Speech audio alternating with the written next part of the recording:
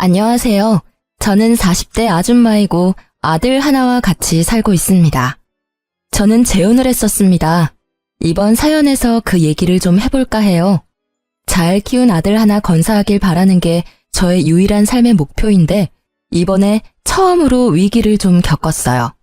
이런 곳에 사연을 쓰게 될 줄 몰랐는데 처음 쓰는 사연이 좋지 못한 내용이라 씁쓸하네요.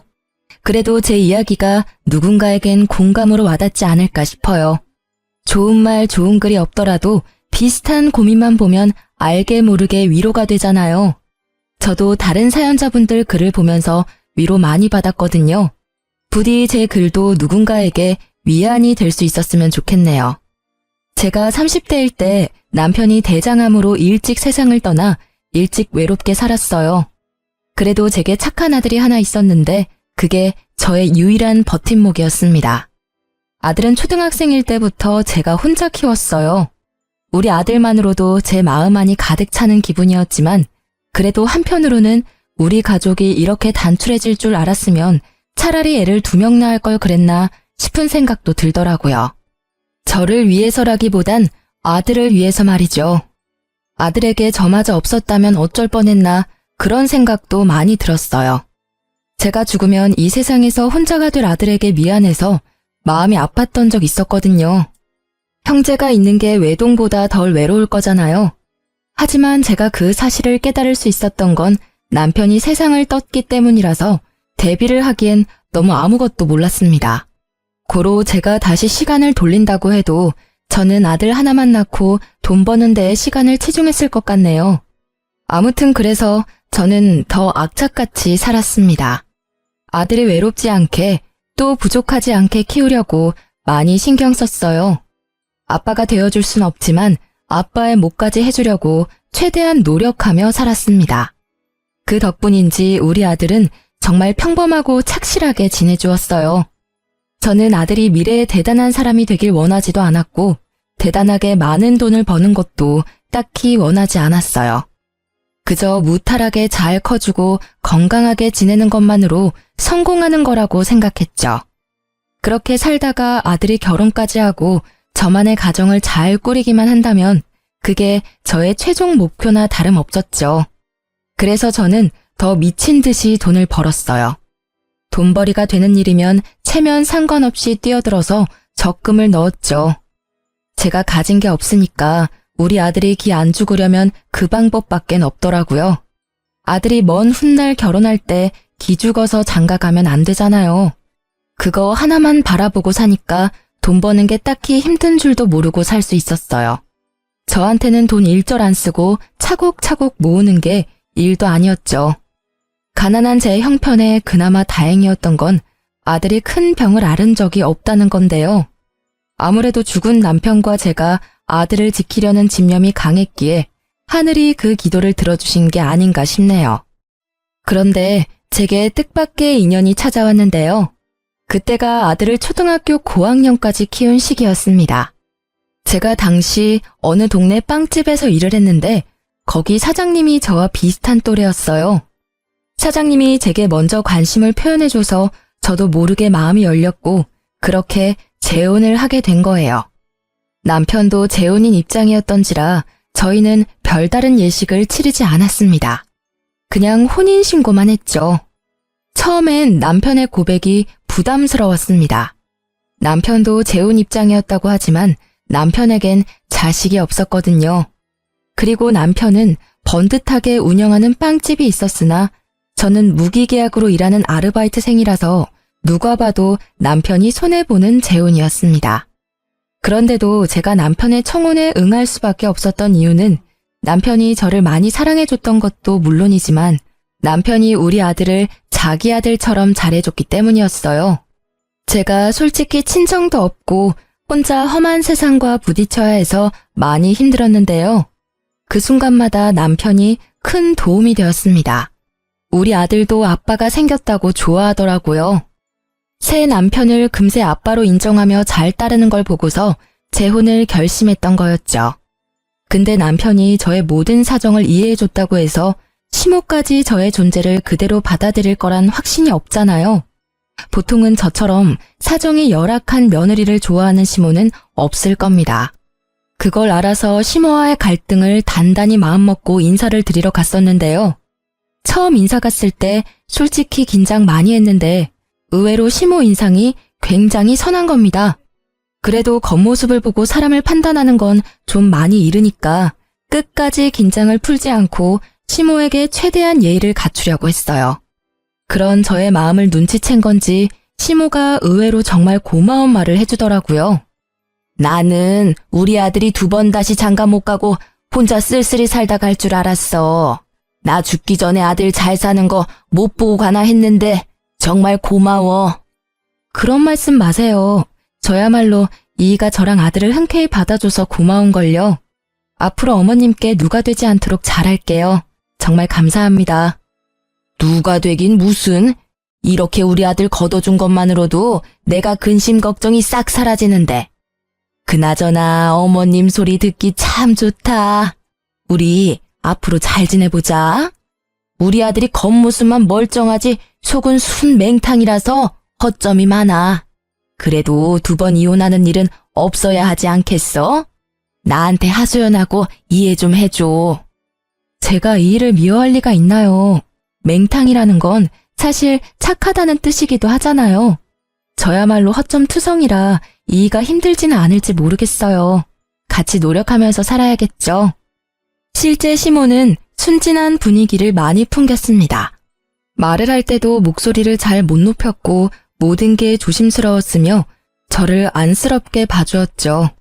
저는 그런 시모와 하루빨리 어색함을 풀기 위해서 우리 아들과 남편보다 시모의 편의를 더 봐주기도 했습니다. 그런데 하나 마음에 걸리는 게 있었다면 바로 결혼 자금이었어요. 저한테 목돈이라고 할 만한 돈은 우리 아들 장가 갈 때 주려고 몇 년째 모으고 있던 적금뿐이었습니다. 그런 사정을 남편이 알고 있거든요. 그래서 제가 그 부분에 고민을 나누려고 조심스레 말을 꺼냈더니 남편이 저보고 돈 낼 필요 없다고 하더라고요. 자기 명의로 된 집이 이미 있는데 뭐하러 돈을 쓰냐면서 그냥 자기 집에 들어와 살면 된다고 하더라고요. 자기 명의로 된 집이 이미 있는데 뭐하러 돈을 쓰냐면서 그냥 자기 집에 들어와 살면 된다고 하더라고요. 그런 뜻으로 말한 거 아니야.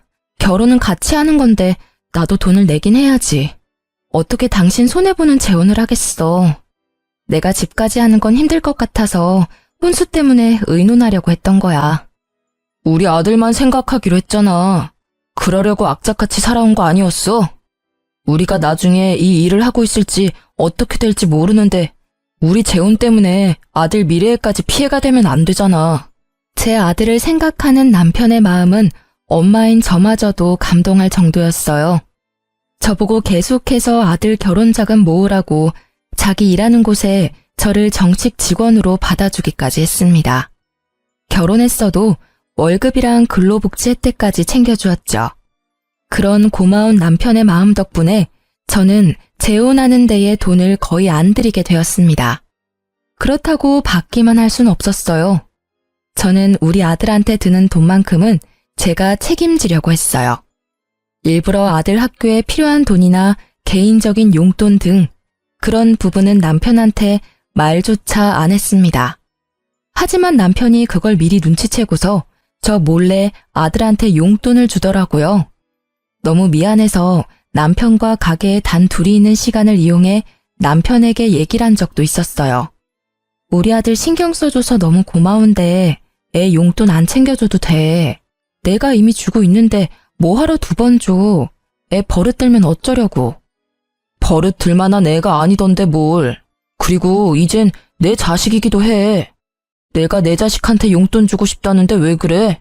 이러면 나 당신이랑 아들 사이에서 소외받는 것 같단 말이야. 전 남편을 여의고 아들 앞에서 늘 대담한 엄마인 척했지만 사실 저도 사람인지라 늘 무섭고 힘들고 의지할 곳이 필요했거든요. 지금 남편을 보면서 하늘이 저를 불쌍하게 여겨 천사를 보내줬다는 생각까지 했었어요. 재혼인데도 이런 남편을 얻었다는 것이 제게는 굉장한 축복이었습니다. 남편만이 제게 잘한 것도 아니었어요. 시모마저도 제게 많은 노력을 보여주셨어요. 시댁에 가면 시모가 제 손에 물 한 방울 안 묻히게 하려고 얼마나 노력해주는지 모릅니다. 정말 몸둘 바를 모를 정도였죠. 재혼을 하고 나니 제게도 기댈 수 있는 가족이 생겨서 그런가 어느 순간부터 마음이 꽉 찬 느낌을 받기도 했어요. 그리고 시모는 나이가 많은데도 불구하고 참 정정하셨는데요. 혼자서 경로당도 잘 놀러 가시고 시장도 잘 보고 하더라고요.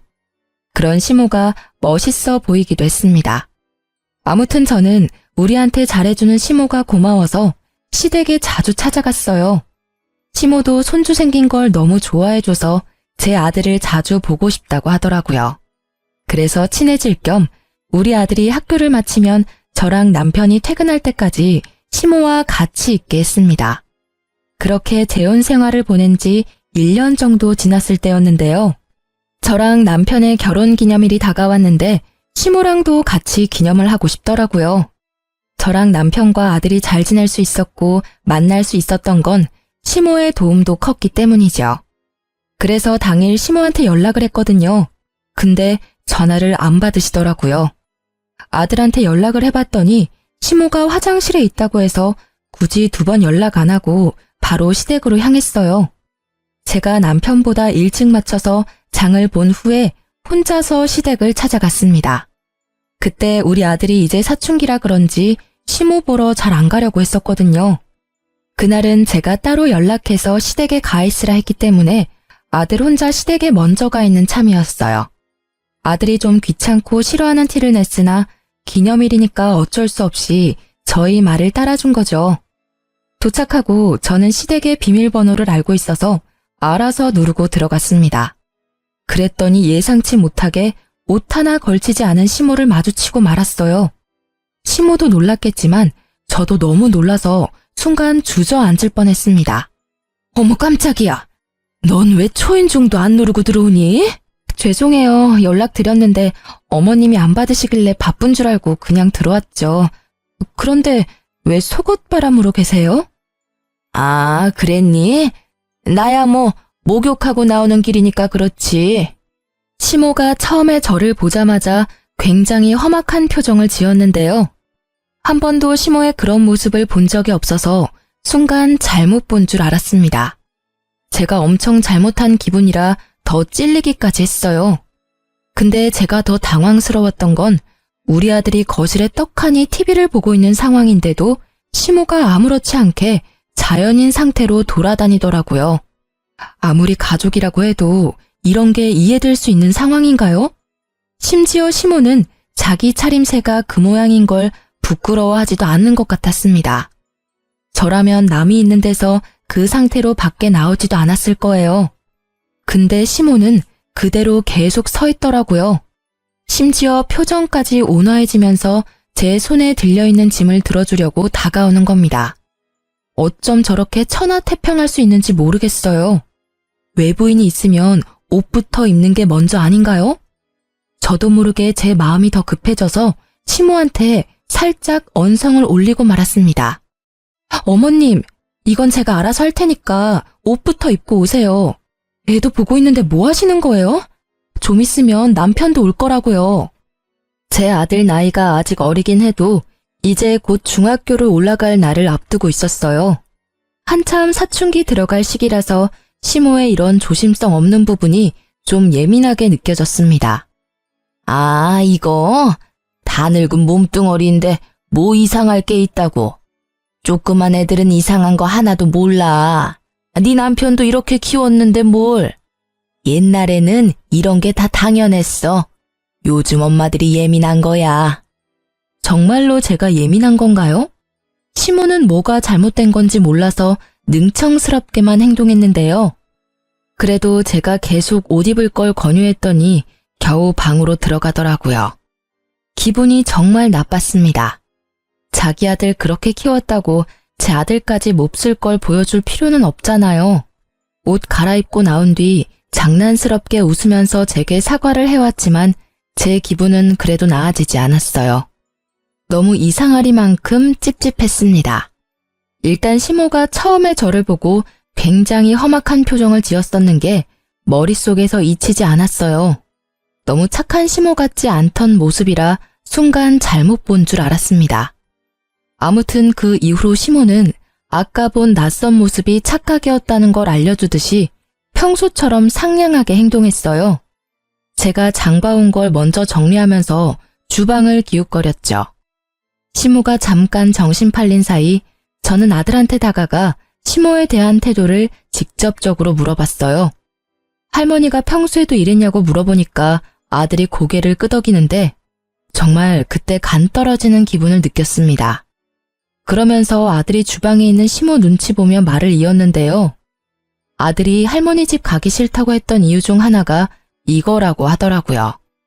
시모한테 직접적으로 불편하다고 말했는데도 시모는 그 특유의 능청스러운 말솜씨로 아들의 의견을 묵살해온 듯 했습니다. 그래도 시모가 시키는 대로 시댁을 한동안 찾아왔던 것도 시모가 좋아서라기보단 시모가 맛있는 걸 해주니까 작년 반개월 정도는 민망한 거 참고 시댁을 왔다고 하더군요. 시모가 인스턴트 식품을 엄청 잘 사줬다고 하더라고요. 할머니 집에는 맛있는 거 많아. 한 번도 안 먹어본 간식까지 할머니가 사주던데? 아들이 할머니 냉장고에는 물보다 음료수가 더 많다는 소리까지 하길래 그게 무슨 소리인가 싶어서 주방에 가 냉장고를 확인했습니다.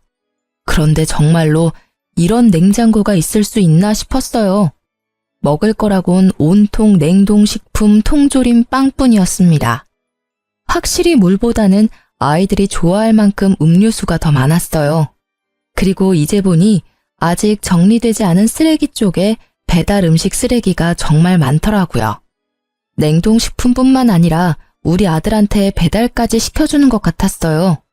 자식까지 있는 어른의 집이라고 하기엔 정말 경악스러웠습니다. 그 사이 시모는 제가 장 본 것을 뒤적거리더니 고개를 절레절레 저으며 한 소리 했어요. 애가 있는데 겨우 소고기만 사왔어? 애들은 이런 거 잘 안 먹을 텐데. 이러면 애들 성장 속도가 느려진다고.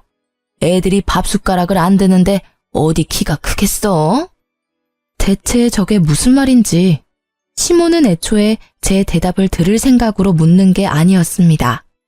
이미 자기만의 답을 정해놓고 아들한테 직접 물어봤어요.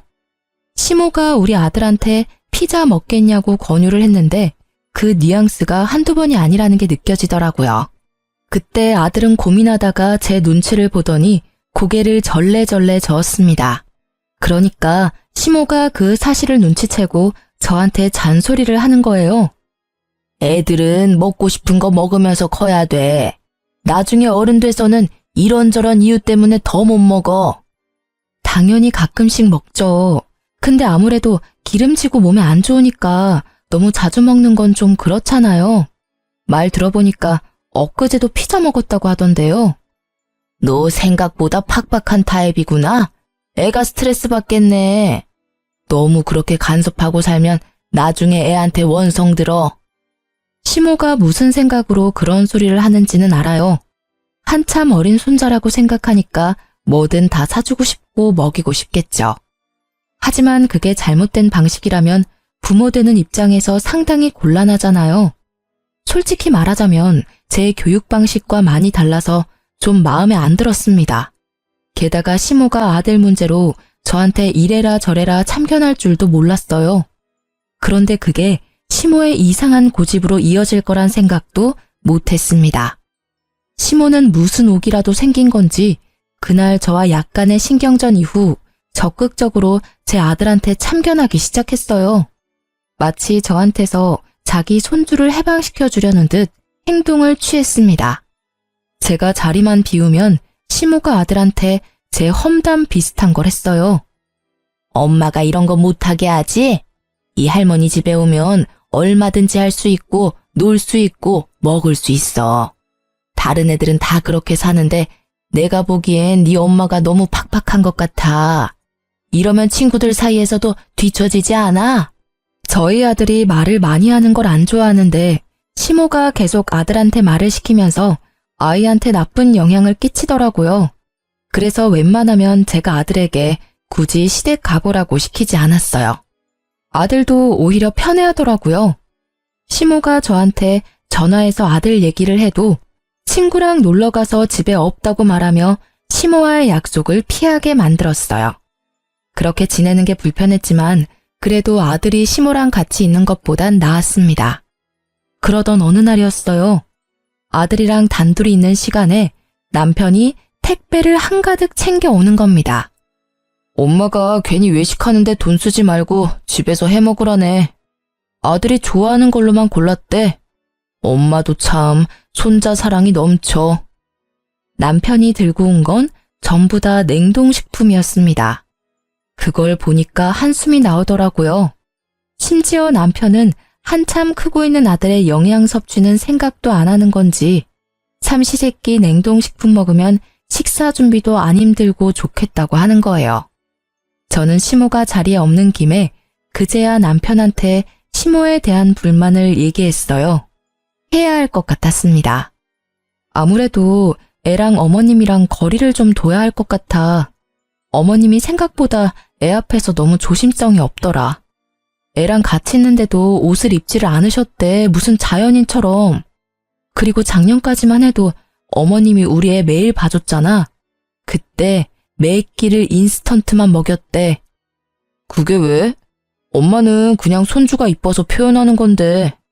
원래 할머니들이 그런 거야. 다른 집은 매질하는 할머니도 있다는데 맛있는 거 사주는 할머니면 완전 100점짜리 아니야? 그 마음은 알지. 근데 방식이 잘못됐잖아. 우리 아들 이제 사춘기라서 어머님처럼 조심성 없는 태도로 대하면 점점 예민해질 거라고. 걱정하지 마. 아무 문제 없어. 나도 그렇게 자랐는데 당신 나랑 결혼할 때만 해도 전혀 몰랐잖아. 예민한 건 당신이 더 예민한 것 같은데 요즘 왜 그래? 그래도 남편은 이해를 해줄 거라 믿었는데 제 말을 전혀 못 알아듣는 듯 했습니다. 남편은 말이 안 통하고 시모는 계속 애한테 안 좋은 영향만 주니 결국 저 혼자서 조치를 취해야 했어요. 할 수 없이 저는 아들이 시댁에 절대 가지 못하도록 학원 보내는 걸로 방법을 취했습니다. 정말 다행히도 아들 학원 덕분에 시모랑 아들 만나는 횟수가 대폭 줄어들었어요. 그러자 시모가 불만이 쌓였는지 다른 수를 쓰기 시작했는데요. 이젠 직접 우리 집을 찾아오기 시작한 겁니다. 집에 너무 자주 찾아오는 것 같더니 손주 얼굴 한번 보고 간다는 핑계로 집에 눌어붙어 있는 시간이 늘어갔어요. 그렇게 오래 죽치고 앉아있다 보면 당연히 귀가 시간이 늦어지잖아요. 그럼 자고 가기도 하셨는데 이젠 그 횟수가 많아지더라고요. 그러면서 어느 날엔 제가 불평이라도 할까봐 미리 선수치기도 했습니다. 우리 아들 집인데 내가 좀 들락거린다고 신경 쓰이는 건 아니지? 내가 원래 우리 아들 집에 자주 왔다 갔다 했었거든. 너네 신혼 1년 즐기라고 그동안 참아줬으니까 이제는 같은 가족끼리 안 그래도 되잖아.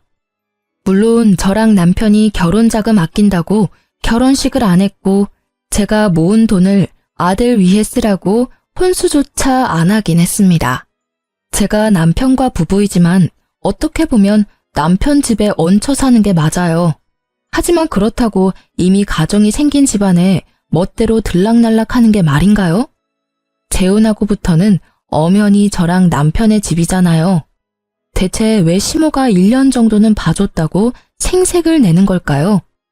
시모는 집도 따로 있으면서 자기 아들 집까지 자기 집이라 생각하는 것 같았습니다. 시모가 한마디 두마디 할 때마다 얼마나 뻔뻔하게 들렸는지 몰라요. 자기가 뭘 실수하고 있는지도 전혀 모르는 얼굴이었는데 그게 은근히 사람 속을 터지게 했습니다. 여기서 제가 불평하면 저만 이상한 사람이 되는 거였어요. 시모가 상황을 그렇게 만들어 갔으니까요. 무엇보다 시모가 제 아들 일에 참견하는 걸 넘어서 남편에게도 만만치 않게 신경 쓰기 시작했는데요. 점점 시모 위주로 돌아가기 시작하는 집안 분위기를 보면서 우리 가족이 잘못될까봐 그게 제일 무서웠습니다. 일단 남편한테는 자기 아들이니까 이래라 저래라 제 입맛에 맞도록 지시를 많이 했고요. 우리 아들한테는 자기 손주니까 나이 많은 자기가 멋대로 키우려고 이렇게 저렇게 시켰죠. 그걸 남편이 신경 안 쓰고 내버려 둔다는 것도 제 스트레스를 키우는데 한몫했습니다. 솔직히 이건 좀 아니잖아요. 그래서 저는 참다 남편을 따로 불러서 시모가 우리 집에 자주 오는 걸 불편하다고 얘기했습니다. 그러니까 남편이 뭔가 곤란하다는 듯 착잡한 표정으로 되받아쳤는데요. 엄마가 혼자 지내기 외롭다고 합가하지. 내가 그러자고 했어. 얼마 전에 부동산한테 얘기해서 엄마 집 정리 중이야. 뭐? 그걸 왜 나한테 한마디 말도 없이 마음대로 진행해? 당신도 엄마랑 지내는 거 좋아했잖아. 엄마한테 자주 찾아가길래 그럴 바엔 같이 사는 게 낫겠다고 생각했지. 그건 옛날 일이지. 지금은 어머님이 우리 애한테 이상한 영향 끼쳐서 불편하단 말이야. 어머님이랑 우리 애 안 마주치게 하려고 내가 일부러 학원까지 보냈는데 말이 이상하다. 우리 엄마가 무슨 짓을 했다고 그렇게까지 소외시켜. 그리고 여기 내 집이야. 당신도 우리 집에 얹혀 살고 있는 입장인 거 몰라? 내가 내 집 마음대로 사용하겠다는데 왜 불만을 가져? 이게 무슨 청청병력 같은 소리일까요? 시모가 합가 제안을 한 것만으로 충격인데 저에게 선택권도 없이 남편 마음대로 시모와의 합가를 준비하고 있었다는 것은 그야말로 배신이나 다름없다고 느꼈습니다. 이것도 제가 예민한 걸까요? 남편은 어차피 우리 둘 다 일하러 나가는데 아들이 혼자 집에 있으면 저녁 챙겨줄 사람 없으니까 시모가 있는 게 좋지 않냐고 하더라고요. 남편이 우리 아들을 생각하는 방향과 제가 우리 아들을 생각하는 방향이 점점 크게 달라지는 것 같아서 곤란했어요. 당신이야말로 말 서운하게 하네. 나랑 우리 아들이 얹혀 산다고 생각했던 거야? 그래, 맞는 말인데 그래도 당신은 우리를 가족으로 생각하고 함께 사는 거라고 말해줄 줄 알았어. 뭐 어찌됐든 우리 애도 이제 중학생인데 누가 간섭하는 거 스트레스 되거든? 어머님이랑 절대 못 붙여놔. 당신이 말 못하겠으면 내가 어머님한테 가서 말씀드릴게. 남편과 싸우는 한이 있더라도 절대 합가는 막아야 했어요. 그래서 시모를 정말로 찾아갈 생각이었는데요. 그럴 필요가 없었습니다. 우리 싸우는 모습을 마침 집에 들어오던 시모가 다 듣게 되었거든요. 저랑 남편은 시모를 발견하고 무척 당황했어요. 남편이 뒤늦게 시모를 챙기려고 했는데 시모가 성난 얼굴로 남편을 밀치며 들어오더니 제게 성을 냈습니다. 네가 날 아주 짐짝 취급하는구나. 무서워서 못 살겠네. 내가 어디 네 아들 잡아먹을까 봐 그러는 거니? 그동안 속으로 나를 끔찍하게 욕했겠네. 늑다리 할망구가 어줍잖게 가족이라고 설쳐대서 보기 싫었겠다. 그래, 네 소원대로 내가 꺼져줄게. 시모는 그대로 삐쳐서 집을 나가버렸습니다. 남편이 이 모든 게 저 때문이라고 생각이 들었는지 화가 나서 저를 째려보다가 시모를 쫓아나갔어요. 그리고 그날 남편은 시모를 달랜다고 시댁에서 잠을 잤죠. 결국 합가 얘기는 더 꺼내지 못했습니다. 그러는 동안 시댁 정리는 멈추지 않고 계속 진행이 되었어요. 합가를 앞두고 마음이 너무 심란했습니다. 결국 같이 사는 방법밖엔 없는 것 같은데 이게 혹시 저만 스트레스인 건가 싶어서 아들의 의견이라도 묻고 싶었어요. 그날 밤 아들이 잠자리에 들기 전 아들 방에 찾아가 대화를 좀 나눴습니다. 그러다 아들 입을 통해서 알게 된 당황스러운 사실이 있었어요. 이건 제가 전혀 예상하지 못했던 일들이었습니다. 아들이 제게 말을 할까 말까 망설이다가 겨우 해준 얘기였거든요. 사실 할머니가 엄마 모은 돈을 자꾸 탐내는 것 같아. 나 할머니 싫어. 할머니가 계속 엄마 몰래 엄마 적금 통장 비밀번호도 알아오라고 해. 뭐라고? 그게 무슨 소리야? 할머니가 너한테 엄마 통장 얘기를 했었어? 왜? 할머니가 돈 필요하대? 아니, 나 결혼할 때 되면 어차피 아빠 명의로 된 재산이랑 집 내가 다 받을 텐데 엄마가 모으고 있는 결혼 자금으로 미리 보답해야 되는 거 아니냐고 하던데 아빠 재산 그냥 꿀꺽 할 생각이냐면서. 그럼 나쁜 자식 되는 거라고. 저는 말씀드렸다시피 결혼할 때 남편한테 아들의 결혼 자금 모으고 있다는 소리를 한 적이 있습니다. 그 돈을 위해서 남편이 결혼 자금 따로 안 쓰도록 예식도 안 했고 오히려 월급을 챙겨줬다고 했잖아요. 근데 그게 정말 아낄 수 있도록 놔둔 게 아니라 뒤에서 몰래 뺏을 궁리를 하고 있었나 보더라고요. 저 몰래 아무것도 모르는 아이한테 시모가 그런 말을 했다는 것이 너무 충격이었어요. 더 놀라웠던 건 아들이 시모가 그 말을 할 때 아빠가 옆에 있었다는 말도 하는 겁니다.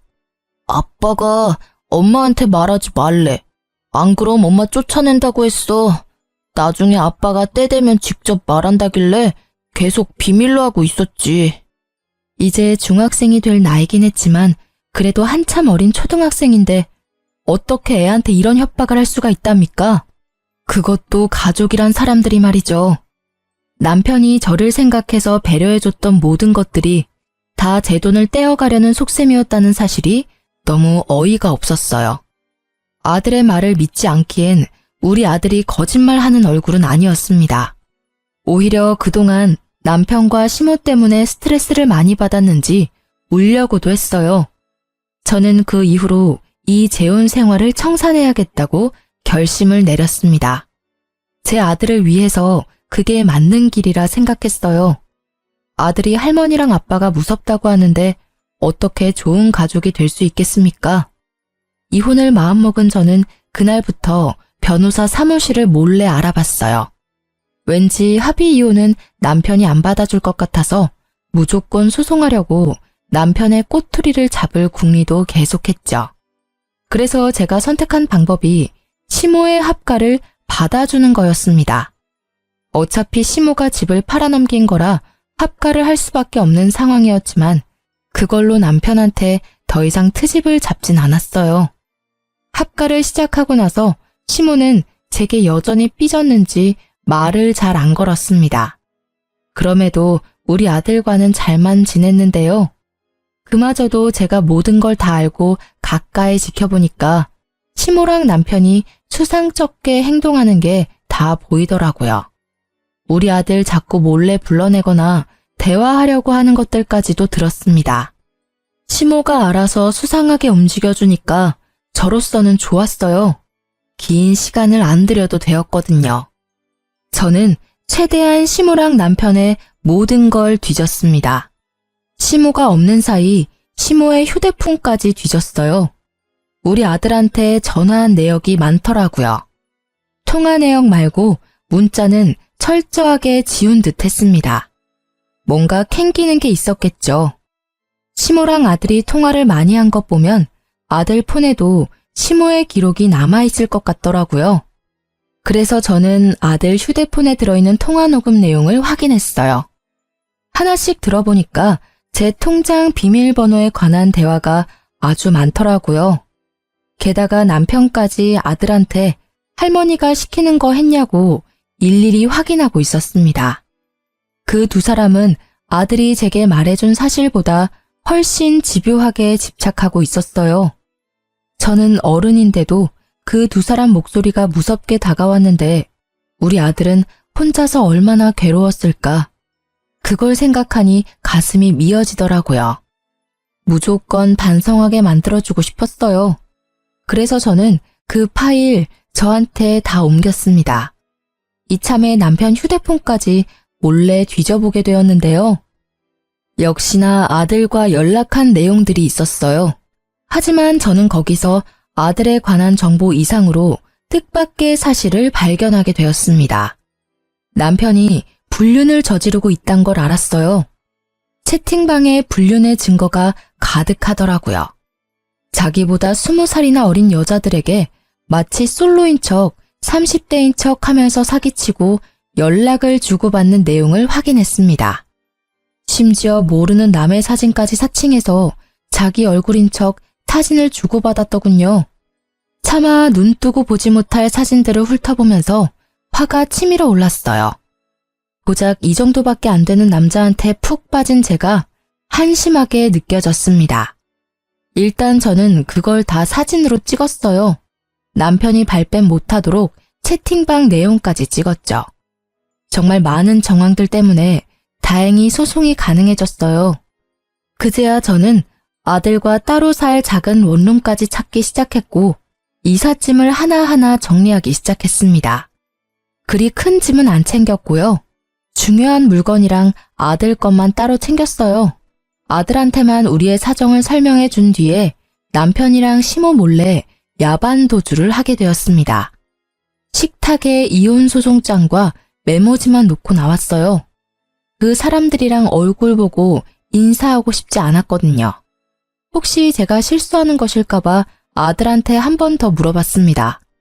다시 이혼을 해도 되겠냐고 미안하다고 하면서 물었더니 아들이 오랜만에 제게 진심 어린 미소를 보여주더라고요. 그냥 괜찮다는 말만 하는데도 아들 표정은 그 이상으로 밝았어요. 아들에게 정말 미안했지만 그래도 아들이 좋아해주니 안심은 되더군요. 전보다 못한 집이었어도 아들이랑 둘만 있으니까 마음이 그렇게 편할 수가 없었어요. 진작에 이렇게 둘이서 살았어야 하는 건데 저의 괜한 욕심 때문에 아들까지 몹쓸 경험을 하게 만든 것 같아서 후회가 되었네요. 아무튼 그 다음날 난리가 날 걸 당연히 예상했습니다. 아침부터 시모랑 남편한테 불나게 전화가 오더라고요. 아들 학교를 알고 있는 그들로부터 완전 숨을 순 없었기 때문에 전화는 받았어요. 당신 정신 나간 거야? 설마 집 나갔어? 한마디 말도 없이 이게 무슨 무례야. 이혼이라니 뭔 개소리냐고. 결혼이 애들 장난도 아니고 뭐 때문에 이러는지 말을 해야지. 무례가 뭔지 모르는 거야? 너랑 네 엄마가 우리 아들한테 무슨 협박을 했는지 내가 다 알고 있는데 발뺌하겠다고? 너만큼은 안 그럴 줄 알았는데 네가 제일 쓰레기야. 무슨 말도 안 되는 소리를 하고 있어. 네가 괜히 우리 엄마랑 합가하기 싫어서 조작한 거 아니야? 우리가 뭐하러 네 돈을 탐내? 사업장까지 갖고 있는 내가 뭐가 아쉬워서? 그래, 조작인지 아닌지 궁금하면 법정 참석해서 직접 듣고 확인해 보던가. 참, 총각인 척하는 것도 잘 봤어. 아마 네 애인한테도 소장이 갔을 거야. 기본적으로 소장이 갔다는 건 네가 잘못한 게 증명되었다는 소리겠지? 그 소리를 하자 순간적으로 남편이 아무 대답도 못했습니다. 무슨 표정을 하고 있을지 예측이 되어 벌써부터 고소하더군요. 그리고 남편이 당황하니까 제가 더 용기가 생기더라고요. 저를 만만하게 본 남편이 좀 더 시겁했으면 해서 그 순간을 놓치지 않고 말을 이었습니다. 나중에라도 우리 앞에 알짱거리면 네 유일한 밥줄까지 끊어버릴 거야. 소문이란 게 참 무섭잖아? 게다가 거기 동네는 어르신들 많아서 매출 끊기는 걸로 끝나지 않을걸? 돌이나 안 맞으면 다행이지. 저는 마지막까지 우리 아들 건들지 말고 나타나지 말라고 경고하고 끊었습니다. 그랬더니 남편이 겁을 먹었는지 더 이상 전화가 안 왔어요. 그런데 시모가 보통 성격이 아니더라고요. 상황 파악이 안 되는 건지 자기 아들 밥줄 끊기게 하고 싶어서 발악을 하는 겁니다. 시모가 저한테 직접 연락한 게 아니라 우리 아들 학교로 찾아간 거예요. 아들이 연락 와서 할머니가 붙잡고 안 놔준다고 하는데 그 소리 듣자마자 심장이 철렁 내려앉았어요. 혹시 우리 아들을 납치라도 해갈까봐 저는 일자리를 구하다 말고 바로 아들 학교로 뛰어갔습니다. 시모가 우리 아들을 붙잡고 잡아 끄는 걸 발견했어요. 그곳으로 바로 쫓아가서 당장 시모를 밀쳤습니다. 그러자 시모가 저를 보고는 마침 잘 됐다면서 바로 저한테 달려들더라고요. 제 머리채를 잡고는 주변 사람들 다 끌어모을 작정으로 소리를 질렀습니다. 감히 우리 아들을 2번이나 이혼남으로 만들어? 네가 내 아들 불륜이라고 협박했다면서? 그걸 알고 가만히 있을 엄마가 어디 있겠니? 나도 네 아들 왕따 당하게 학교에 소문 다 낼 거야. 얘가 바람나서 도망간 년의 아들이라고. 도가 넘는 발언을 하는 시모에 저는 더 이상 듣고만 있을 수 없어서 사람들이 보든 말든 시모의 머리채를 같이 잡았습니다. 시모가 엄살이 심해서 바로 저한테서 손을 떼더라고요. 그 틈을 놓치지 않고 저는 바로 시모의 귀싸대기까지 갈겨줬어요. 내가 그쪽 아들한테 분명 우리 앞에 나타나지 말라고 경고했을 텐데 전달 못 받았나 봐요. 그렇다면 다시 똑똑히 말해줘야겠다. 이제부터 그쪽은 아들 앞길 막는 엄마가 되는 거예요. 엄마 때문에 아들 인생 제대로 쪽나면 아들이 어떻게 나올까 궁금하네요. 이 싹 수 없는 것이 감히 어른한테 손찌검을 해? 돈도 없는 거지 주제에 네가 해봤자 뭘 할 수 있다고 난리야. 나라고 가만히 있을 것 같아? 너 사람 잘못 건드렸어. 네, 그럼 어디 해보세요. 어느 누가 더 망가질지 해보면 알겠네요. 저 지금부터 그쪽 아들 인생 제대로 박살내줄 건데 이건 다 그쪽 탓인 거예요? 그대로 아들을 데리고 집으로 돌아온 저는 그날 이후 남편 동네에 직접 찾아가서 빵집 사장이 불륜을 저질러서 이혼 소송 당했다는 사실을 마구마구 퍼뜨렸습니다. 어르신들에게 손수 증거 사진까지 보여주면서 입소문 퍼뜨렸어요. 역시나 말하기 좋아하는 어르신들 덕분에 여기저기 입소문이 터졌습니다. 어르신들은 남편 빵집에 굳이 찾아가서 침을 뱉고 쌍욕하고 손가락질을 했어요. 남편 빵집에서 샀던 빵을 더럽다고 도로 돌려주는 어르신들도 있었습니다. 사실을 모르던 남편은 속수무책 당할 수밖에 없었어요. 빵집 이미지가 제대로 망가져서 남편 가게 매출은 뚝뚝 떨어졌고 남편이 그냥 거리만 지나가도 쓰레기를 쳐맞는 수준이 되었습니다. 남편은 이렇게 일을 만든 것이 저뿐이라고 생각했는지 저한테 전화가 왔더라고요. 이혼해 주겠다잖아. 이건 약속이랑 다르지. 당신 때문에 동네에서 고개를 못 들고 다닌다고. 어떻게 한 입으로 두 말을 할 수가 있어? 내가 너한테 뭔 짓을 했다고. 넌 아무 짓 안 했지. 네 엄마한테 물어봐. 네 엄마가 갈 때까지 가보자는 식으로 나오길래 나도 갈 때까지 가주겠다고 약속했을 뿐이야. 우리 아들 학교 찾아와서 매달리는 건 진짜 아니잖아. 원망하고 싶으면 네 엄마를 탓해야 될 거야. 아마 남편이 시모한테 가서 엄청나게 따졌을 겁니다. 그럼 시모가 제 탓으로 화살을 돌리면서 변명을 하겠죠. 결국엔 두 사이의 갈등이 산불처럼 불어나서 멀어질 거예요. 제가 진정으로 원하는 결말이네요. 아쉽게도 결말을 두 눈으로 확인하진 못했어요. 두 사람이 급하게 이사를 가는 바람에 그 뒤로는 어찌 사는지 모르거든요. 아마 둘 다 나이가 많아서 새 출발하기는 좀 많이 어려울 겁니다. 그들과 반대로 저는 재산 분할 소송까지 해서 남편 명의로 된 집값까지 조금 얻을 수 있었어요. 작은 원룸에 단기 계약으로 들어가 있었는데 그 기간이 끝나면 전세로 집 하나 구할 수 있을 것 같아요. 현재 아직 단기 계약 원룸에서 지내고 있습니다. 다음 달이면 계약 만기인데 아들 방 하나, 제 방 하나 있는 곳으로 미리 찾아놨어요. 지금 우리 아들이 중학교 입학을 앞두고 있거든요. 집을 그 주변으로 찾아놨는데 우리 계약이 만기될 때까지 자리가 있었으면 좋겠네요. 글을 쓰면서 재혼을 해버린 제 자신을 다시 한번 반성하게 되었습니다. 정말 좋은 시간이었어요. 누군가에게 위로의 말을 듣는 것보다 이렇게 글 쓰는 것만으로도 마음의 정리가 될 줄은 몰랐네요. 앞으로도 정리하고 싶은 일들이 생기면 종종 들려야겠어요. 여러분들도 사연에 한번 도전해보세요. 생각지도 못한 위안을 받게 될 겁니다. 답이 보일 수도 있는 거고요. 그럼 이제 글을 마무리해야겠네요. 들어주신 여러분들 좋은 밤 되시고 시간 내주셔서 고맙습니다.